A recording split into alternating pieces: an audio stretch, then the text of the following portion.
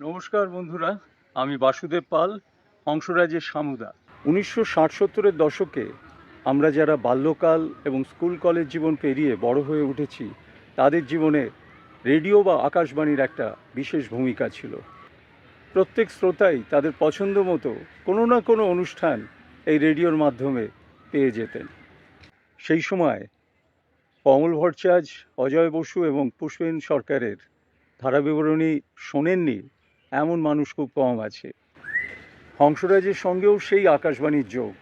আমার সঙ্গে যোগাযোগ হয়ে গেল শ্রদ্ধেয় শ্রী জগন্নাথ বসুর সঙ্গে, যিনি সে সময়ের রেডিও নাটকের একজন দিকপাল ছিলেন। জগন্নাথদা তখন ধৃতি নামক একটি নাটকের দল তৈরি করেছেন। আমাকে উনি একটি রোমান্টিক রোলে অফার করলেন, আর সেখানেই আলাপ হলো শ্রীলা মজুমদারের সঙ্গে। আর শ্রীলার অপোজিটই আমার এই চরিত্রটা ছিল। সুযোগ একদিন চলে এলো এবং আমি রেডিওতে নাট্য বিভাগে এনলিস্টেড হলাম। আমি সেখানে প্রায় নিয়মিতই কোনো না কোনো কাজে ডাক পেতাম। মঞ্চাভিনয় এবং রেডিওর এই অনুষ্ঠানগুলির সঙ্গে যুক্ত হওয়ার ফলে আমার ভক্তের সংখ্যা ক্রমশ বাড়তে শুরু করলো। আর এই সময় কলেজ জীবন চলছিল, তাই বলতে বাধা নেই, প্রেম এলো জীবনে। আরে তোমাকে তো আমি খুঁজছিলাম, শোনো আমি একটা ছবি করবো ভাবছি, তো তোমাকে চাই। তুমি গাড়ি চালানো জানো? আমি বললাম না, শিখে নেবো। তো ওই ছবির কথা ভেবেই আমি তখন অ্যাম্বাসেডার গাড়ি চালানো শিখেছিলাম। শ্রী শ্রী লোকনাথ বাবার জীবনী নিয়ে একটি নাটক, সেটার নাম ছিল করুণা ধারায় এসো। এইখানে শ্রী শ্রী লোকনাথ বাবার যৌবনকালের ভয়েস ছিল আমার। ফিরে তাকালে স্বপ্নের মতো মনে হয় সেই দিনগুলিকে। নমস্কার বন্ধুরা, আমি সামুদা। স্বর্ণযুগের অনেক স্মৃতি এখনও মনের মধ্যে ঘুরপাক খাচ্ছে, তাই তো আবার কিছু গল্প নিয়ে আপনাদের সামনে চলে এলাম। নমস্কার বন্ধুরা, আমি বাসুদেব পাল, হংসরাজের সামুদা। 1960-70-এর দশকে আমরা যারা বাল্যকাল এবং স্কুল কলেজ জীবন পেরিয়ে বড় হয়ে উঠেছি, তাদের জীবনে রেডিও বা আকাশবাণীর একটা বিশেষ ভূমিকা ছিল। বাড়িতে বসে পড়াশুনো, খেলাধুলো বা কাজকর্মের ফাঁকে বিনোদনের একটা প্রধান উৎস ছিল এই রেডিও। আকাশবাণী থেকে যা সম্প্রচারিত হতো তা বিভিন্ন মডেলের এবং বিভিন্ন দামের রেডিও যন্ত্রের মাধ্যমে আমরা শুনতে পেতাম। গান বাজনা থেকে শুরু করে শিক্ষামূলক অনুষ্ঠান, এছাড়াও নাটক বা ক্রিকেট ফুটবলের ধারাবিবরণী শ্রোতাদের মাতিয়ে রাখত। প্রত্যেক শ্রোতাই তাদের পছন্দ মতো কোনো না কোনো অনুষ্ঠান এই রেডিওর মাধ্যমে পেয়ে যেতেন। আমি যেহেতু ছোটোবেলা থেকে গান বাজনা এবং অভিনয় খুব পছন্দ করতাম, তাই আমার মনে হতো এই রেডিওতে যদি আমার কণ্ঠস্বর বাজে কখনো এবং শ্রোতারা তা শোনে, তাহলে খুব ভালো হয়। আমি তো কিছু কিছু অনুষ্ঠান নিয়মিত শুনতাম, যেমন রবিবার সকালে সঙ্গীত শিক্ষার আসর, তারপর শিশুমহল, অনুরোধের আসর এবং ছায়াছবির গান, এছাড়াও গল্পদাদুর আসর, এবং শুক্রবার করে রাত 8টায় 1 ঘন্টা বা 1.5 ঘন্টার যে পূর্ণাঙ্গ নাটক হতো, তা আমার খুবই পছন্দের তালিকায় ছিল। এছাড়াও আকর্ষণ ছিল ক্রিকেট এবং ফুটবলের ধারাবিবরণী। সেই সময় কমল ভট্টাচার্য, অজয় বসু এবং পুষ্পেন সরকারের ধারাবিবরণী শোনেননি এমন মানুষ খুব কম আছে। আর একটা অনুষ্ঠানের কথা না বললেই নয়, সেই সময় সিলন রেডিও থেকে বিনাকা গীতমালা নামে একটি খুব পপুলার অনুষ্ঠান সম্প্রচার করা হতো এবং যা বহু মানুষ শুনতেন। বিভিন্ন ভালো ভালো সিনেমার কালোজয়ী সমস্ত গান সেখানে শোনানো হতো, এবং সেইখানে যিনি অ্যাঙ্কার ছিলেন তার নাম ছিল শ্রী আমিন সায়ানি, যিনি ভীষণ নাম করেছিলেন সেই সময় এই বিনাকা গীতমালা অনুষ্ঠান সম্প্রচার করে। আমার মনের মধ্যে যে অদম্য উৎসাহ এবং বাসনা ছিল আকাশবাণীকে ঘিরে, ভগবান সেই ইচ্ছা আমার পূর্ণ করেছিলেন। হংসরাজের সঙ্গেও সেই আকাশবাণীর যোগ। হংসরাজ ছবিটি যারা দেখেছেন তারা জানেন যে শহরের 2 পরোপকারী এবং সহৃদয় কিশোর ছেলের কি অদম্য প্রয়াসে একটি প্রতিভাবান কিশোর বাউল আকাশবাণীতে গান গাইবার সুযোগ পেল, সেটা নিয়েই কিন্তু এই ছবিটার গল্প ছিল। আর এই ছবিটি রিলিজ করার কিছুদিনের মধ্যেই এই ছবির অভূতপূর্ব যে সাফল্য হয়েছিল তার দরুন আমার সঙ্গে যোগাযোগ হয়ে গেল শ্রদ্ধেয় শ্রী জগন্নাথ বসুর সঙ্গে, যিনি সেই সময়ের রেডিও নাটকের একজন দিকপাল ছিলেন। সেই সময় আমার মনে আছে জগন্নাথ বসু এবং শুক্লা বন্দ্যোপাধ্যায়ের নাম খুব শুনতাম, যে জগন্নাথ বসু প্রযোজনায় নাটক বা শুক্লা বন্দ্যোপাধ্যায়ের প্রযোজনায় নাটক, তো তারা নাটকটি উপস্থাপনা করতেন এবং জগন্নাথদা নিজেও সেই নাটকে অংশগ্রহণ করতেন এবং অদ্ভুতভাবে সেই রোমান্টিক ভয়েস ছিল জগন্নাথদার এবং কি সুন্দর সুন্দর সমস্ত ক্যারেক্টার উনি পোর্ট্রে করেছেন সেই সময়, যারা আমার হয়তো বয়সী বা আমার সমসাময়িক তারা নিশ্চয়ই তখন সেই সব দেখেছেন এবং তারা জানবেন যে কি নস্টালজিক সেই সব দিন। জগন্নাথদা তখন ধৃতি নামক একটি নাটকের দল তৈরি করেছেন এবং সেখানে শ্রী চিত্তরঞ্জন ঘোষের লেখা আত্মজা নামক একটি নাটক মঞ্চস্থ করবার জন্য প্রস্তুতি চলছিল। তো আমাকে উনি একটি রোমান্টিক রোলে অফার করলেন, আমি ওই দলের সঙ্গে যুক্ত হয়ে গেলাম আর সেখানেই আলাপ হলো শ্রীলা মজুমদারের সঙ্গে। আর শ্রীলার অপোজিটই আমার এই চরিত্রটা ছিল। শ্রীলা তখনও মুভিতে অ্যাপিয়ার করেনি, আর এই ধৃতি নাট্য সংস্থায় জগন্নাথদার পরিচিত কিছু বন্ধুবান্ধব যারা কর্পোরেট সার্ভিস করতেন সেরকম কিছু লোকজন ছিলেন, আর অন্যদের মধ্যে আমি, শ্রীলা এবং বৌদি শ্রীমতী উর্মিমালা বসুও ছিলেন। খুব মজা করে আমরা আত্মজার রিহার্সাল করতাম এবং আমার জন্য নাট্য শিক্ষার একটা প্ল্যাটফর্মও তৈরি হয়ে গেল। বহু কথা এখন মনে পড়ছে। আত্মজার মহলা চলাকালীন খুব সুন্দর সুন্দর স্মৃতি আছে, যেমন একদিন রবিবার দুপুরবেলায় জগন্নাথ বসু আমাদের কল দিলেন।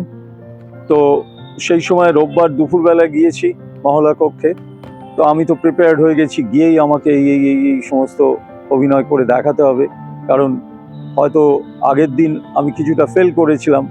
জগন্নাথ আমাকে বলেছিলেন যে তুমি কি প্রেম করো না, প্রেম না করলে তুমি কি করে বুঝবে যে রোমান্টিক অভিনয় কি করে করতে হয়। মনে হলো যে তাহলে পরের দিন গিয়েই আমাকে খুব গভীরভাবে প্রেম করে দেখাতে হবে, জগন্নাথের সামনে সেটা এনাক্ট করতে হবে। তো যাই হোক, সেইভাবে ডায়ালগ সব প্রিপেয়ার করে গেছি এবং শ্রীলার সঙ্গে কিভাবে অভিনয় করব তারও একটা প্রিপারেশন মনে মনে ছিল। গিয়ে দেখি সেখানে তো খাওয়া দাওয়ার আলোচনা। আসলে জগন্নাথদা খুব খাদ্যরসিক ছিলেন, সেদিন বৌদিও ছিলেন উর্মিমালা বসু।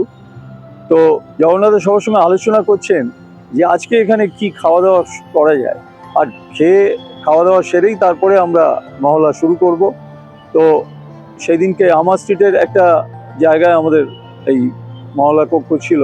তো সুইগি জোম্যাটোর যুগ ছিল না, কিন্তু ওনার ইচ্ছে হলো যে রয়্যালের চাপ এবং রুমালি রুটি, মাটন চাপ এবং রুমালি রুটি, তো এই খাবার জানি না কেউ হয়তো তখন চলে গিয়েছিলেন, গিয়ে তারপর নিয়ে এলেন। তো সেই দিনকে জমিয়ে ওই খাওয়া দাওয়া হলো এবং তারপরে আমাদের বিকেল এবং সন্ধে জুড়ে ওই নাটকের রিহার্সাল হলো আত্মজা। একদিন শ্রী মৃণাল সেন আত্মজার মহলা কক্ষে এলেন, আমাদের সঙ্গে বসে মুড়ি চানাচুর সহযোগে চা খেলেন এবং আমাদের রিহার্সাল দেখলেন। আর সেইখান থেকেই শ্রীলার অভিনয় দেখে পরশুরাম ছবিতে শ্রীলাকে মনোনীত করলেন। এদিকে তখন জগন্নাথদার সঙ্গে রেডিও নাটক নিয়েও খুব আলোচনা হতো। উনি আমাকে খুব এনকারেজ করতেন যে তুমি অডিশন দাও এবং রেডিও বিভাগে তুমি এনলিস্টেড হয়ে যাও। তো সেই সুযোগ একদিন চলে এলো এবং আমি রেডিওতে নাট্য বিভাগে এনলিস্টেড হলাম। নাটক তো করতামই, কিন্তু যুববাণী বিভাগটিও তখন খুব নামকরা ছিল। যুব সম্প্রদায়ের জন্য এই যুববাণীর মাধ্যমে প্রচুর ভালো ভালো প্রোগ্রাম হতো। আমি সেখানে প্রায় নিয়মিতই কোনো না কোনো কাজে ডাক পেতাম। তো ওখানে প্রতি সপ্তাহে আমার প্রিয় গান নামক একটি অনুষ্ঠান হতো, যেটি আমার ভীষণ প্রিয় ছিল এবং সেই অনুষ্ঠানে আমাকে মাঝে মাঝেই ডাকা হতো। আমার প্রিয় গানটি এরকম ছিল যে প্রত্যেক বৃহস্পতিবারে রাত 8টায় এটা আধ ঘন্টার জন্য সম্প্রচারিত হতো। আমাকে দুদিন আগে আকাশবাণীতে গিয়ে আমার লেখা একটা স্ক্রিপ্ট জমা দিতে হতো এবং তারপর আকাশবাণীর যে রেডিও লাইব্রেরি ছিল সেইখান থেকে বিশিষ্ট শিল্পীদের গাওয়া 5টি বাংলা গান সিলেক্ট করে তখনকার যিনি এই যুববাণীর ইনচার্জ ছিলেন সেই প্রদীপ মিত্রকে দিয়ে অনুমোদিত করে সেই গানগুলি, সেই রেকর্ডগুলি ডিউটি অফিসারের কাছে রেখে আমাকে আসতে হতো এবং নির্দিষ্ট দিনে আমি স্টুডিওতে পৌঁছে দেখতে পেতাম যে আমার লেখা স্ক্রিপ্ট সেটা নিশ্চয়ই শ্রী প্রদীপ মিত্রের অনুমোদন থাকতো এবং সেই স্ক্রিপ্ট এবং রেকর্ডগুলি ওই স্টুডিওতে যথাসময়ে পৌঁছে গেছে। আর সেখানে তখন নাম করা ঘোষক ঘোষিকারা ছিলেন। ঘোষক ঘোষিকার দিকে একটা মাইক থাকতো, একটা মাইক্রোফোন থাকতো, আর আমার দিকে আর একটা মাইক্রোফোন থাকতো। তো ওনাদের অ্যানাউন্সমেন্টের পরপরই আমাকে যেটা করতে হতো যে আমার লেখা ওই স্ক্রিপ্টের একটা করে অংশ প্রতিটা গানের আগে আমাকে পড়তে হতো। আর তখনকার দিনের সব দিকপাল মানুষেরাই সমস্ত ঘোষক ঘোষিকা ছিলেন। একজনকে তো আপনারা খুবই চিনবেন, শ্রী পার্থ ঘোষ, যিনি গল্পদাদুর আসর পরিচালনা করতেন। হংসরাজের পরপরই আমার এই মঞ্চাভিনয় এবং রেডিওর এই অনুষ্ঠানগুলির সঙ্গে যুক্ত হওয়ার ফলে আমার ভক্তের সংখ্যা ক্রমশ বাড়তে শুরু করলো। আর এই সময় কলেজ জীবন চলছিল, তাই বলতে বাধা নেই, প্রেম এলো জীবনে, এক রোমান্টিক পর্বের সূচনা হলো। এখন ফিরে তাকালে সেই দিনগুলিকে স্বপ্নের মতো মনে হয়। সে তো আর একটা প্রসঙ্গ, আর একটা গল্প। আজকে যে প্রসঙ্গে কথা বলছিলাম, এবার সেই প্রসঙ্গে ফেরা যাক। নাটকের জন্য কিন্তু সারা দিন কেটে যেত। আর এই প্রথমে গিয়ে রিহার্সাল হতো, তারপরে নাটকের রেকর্ডিং হতো এবং রেকর্ডিংয়ে অনেক সময় লাগতো। এই রেডিও নাটক করতে গিয়ে অনেক কিছু শিখেছিলাম। মাইক্রোফোনে কিভাবে গলা সেট করতে হয়, কিভাবে বললে কণ্ঠস্বর ভালো শোনাবে ইত্যাদি। এবং এই নাটকের জন্যে কিন্তু অনেক রকম শব্দ প্রয়োগ করা হতো এটাকে রিয়ালিস্টিক করবার জন্য। তো এই সমস্ত অভিজ্ঞতা এইগুলো আমার কাজে লাগলো যখন আমি পরবর্তীকালে বিবিধ ভারতীতে বিভিন্ন স্পন্সর্ড নাটিকাতে অংশগ্রহণ করতে শুরু করলাম। এই স্পন্সর্ড নাটিকাগুলির মধ্যে খুব উল্লেখযোগ্য ছিল শ্রী শ্রী লোকনাথ বাবার জীবনী নিয়ে একটি নাটক, সেটার নাম ছিল করুণা ধারায় এসো। এইখানে শ্রী শ্রী লোকনাথ বাবার যৌবনকালের ভয়েস ছিল আমার, যেটি পরবর্তীকালে শ্রী শ্রী লোকনাথ বাবার মন্দির তেঘরিয়াতে সেখানেও শোনানো হতো এবং পরে ক্যাসেট আকারে রিলিজ করেছিল। আর এছাড়া নটি বিনোদিনী নামক আরেকটি নাটিকার সঙ্গে আমি যুক্ত হয়েছিলাম। তো এই সমস্ত স্পন্সর্ড নাটিকাতে অংশগ্রহণ যখন করেছিলাম সেই সময় বহু বিশিষ্ট শিল্পীর সান্নিধ্যেও এসেছিলাম। লোকনাথ বাবার নাটিকাতে তো আমার সঙ্গে শ্রী দেবরাজ রায়কে পেয়েছিলাম আমার সহশিল্পী হিসাবে। তো এইসব অভিজ্ঞতাগুলি খুবই কাজে লেগেছিল এই রেডিওর নাটকে অংশগ্রহণ করার পরে। আলাপ হয়েছিল বিশিষ্ট সংবাদ পাঠক শ্রী তরুণ চক্রবর্তীর সঙ্গে। একদিন একটা মজার ঘটনা ঘটেছিল। তরুণদা জাস্ট লাইভ সংবাদ পঠনের জন্য একটি স্টুডিওতে সবে বসেছেন, আর আমি ভুল করে সেই স্টুডিওর দরজা খুলে ঢুকে গিয়েছিলাম। আর ঢুকতেই আমি বুঝতে পেরেছি কিছু একটা ভুল করেছি। উনি গোল গোল বড় বড় চোখ করে চাইতেই আমি ছুট ওখান থেকে। তারপর সেই করিডোর দিয়ে যাচ্ছি, এরকম সময় দেখি একটা চেনা গলা পিছন থেকে ডাকছে। উনি ছিলেন বিখ্যাত ঘোষক শ্রী সলিল ঘোষ। উনি বলছেন, আরে ভাই কী করছো, দৌড়ে দৌড়ে কোথায় যাচ্ছ, কী করছো এখানে? তারপরে আমি সমস্ত কথা খুলে বলতেই বললো, আরে তুমি সেই হংসরাজের শামু, আরে তোমাকে তো আমি খুঁজছিলাম।